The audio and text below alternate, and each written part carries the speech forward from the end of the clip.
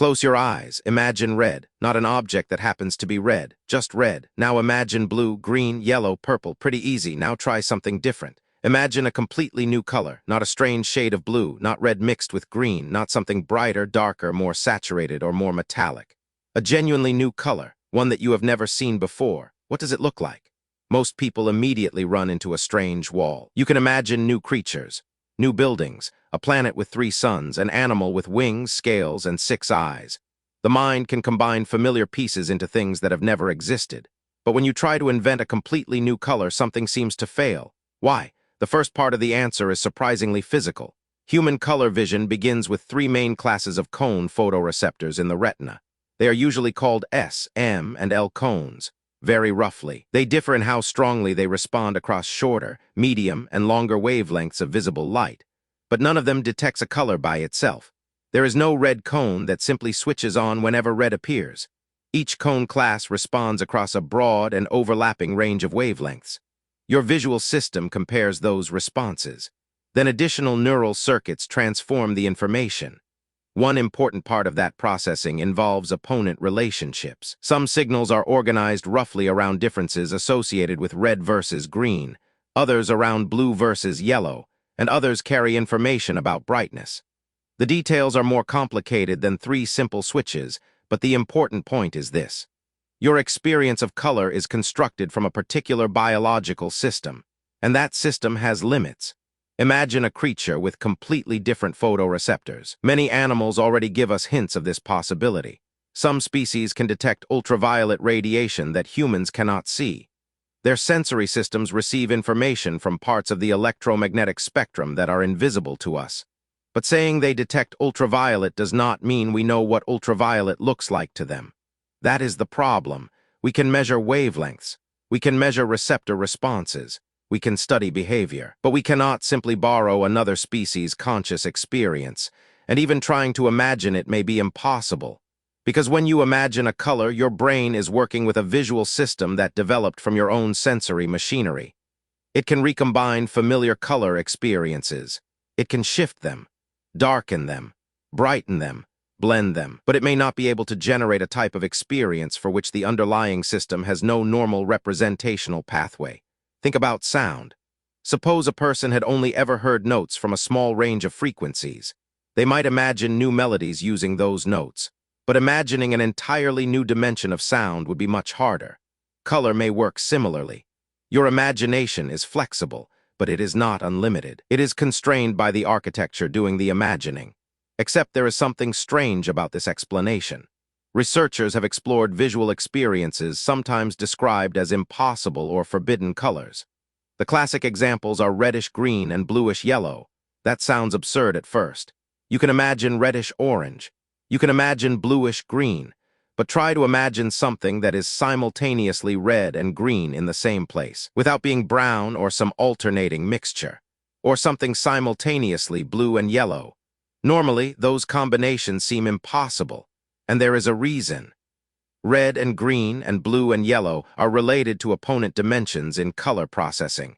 Under ordinary viewing conditions, activating one side of an opponent relationship tends to work against the other. So a single visual region normally does not appear both uniquely red and uniquely green at exactly the same time.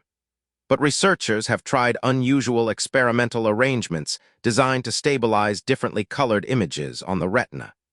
Some observers reported experiences they described as unfamiliar colors, including combinations resembling red-green or blue-yellow. This led to fascinating claims that people had seen colors normally unavailable to human vision.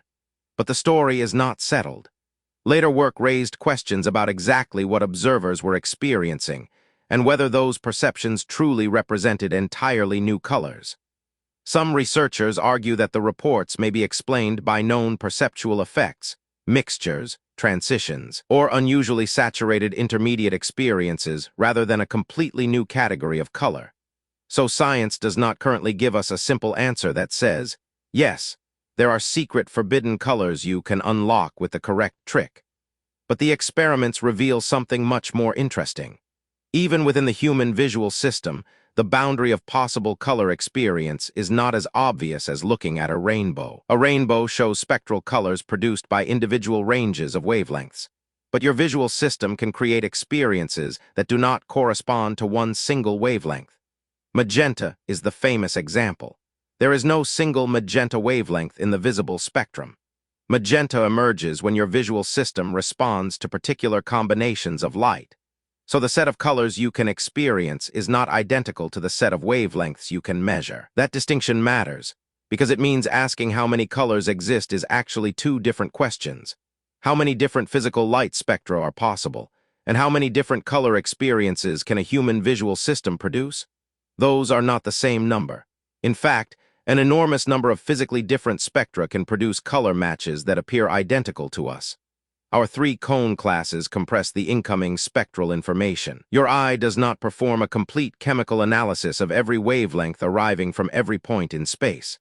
It samples the light through a limited set of biological sensors. Your brain works with the resulting signals, and this suggests a strange possibility. There may be distinctions in the physical world that your eyes simply collapse together. Two light spectra can be physically different yet look like the same color to you. A creature with a different set of receptors might distinguish them immediately. Its visual world could contain meaningful differences that to you are completely invisible. Not blurry, not subtle, absent.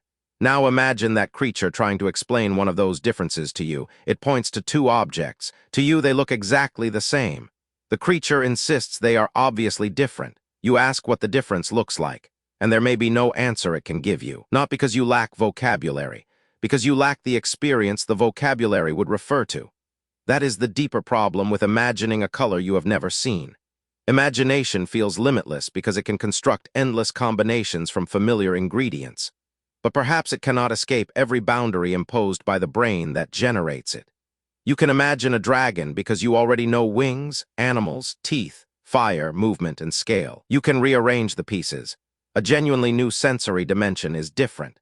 There may be no pieces to rearrange. So, can you imagine a color you have never seen? Probably not in the strongest sense. You can imagine unfamiliar mixtures and shades. You can push known colors toward unusual extremes.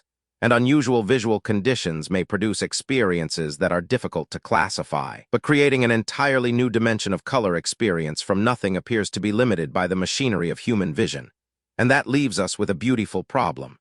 The universe contains far more electromagnetic radiation than your eyes can detect. Other animals sample parts of reality that you cannot. Even with invisible light, your receptors throw away enormous amounts of spectral information. Yet the world you see does not feel incomplete. It feels full, rich, continuous, obvious. You do not walk around noticing the colors you cannot see. You cannot even picture what you are missing, which may be one of the strangest limits of perception. The things outside your experience do not necessarily appear as gaps. Sometimes your brain simply builds a world in which the gaps are invisible.